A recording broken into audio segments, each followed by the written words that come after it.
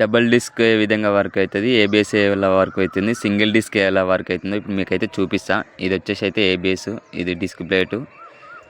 మనకు బ్రేక్ అనేది మనం కొట్టంగానే ఆయిల్ అనేది ఇలా డైరెక్ట్ ఉంటుంది పిస్టన్ దగ్గరనే.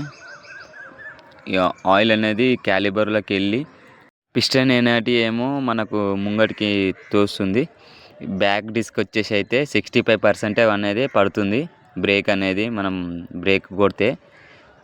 ఎందుకంటే మనకు లెగ్ కాడ మనకు ఎక్కువ ప్రెషర్ ఉంటుంది కాబట్టి బ్రేక్ అనేది 65% పడుతుంది.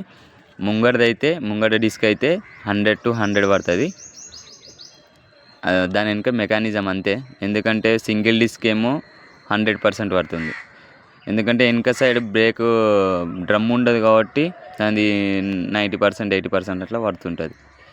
ఏబిఎస్ ఉంటే ఇలా పట్టి వదిలేస్తుంది ఏబిఎస్.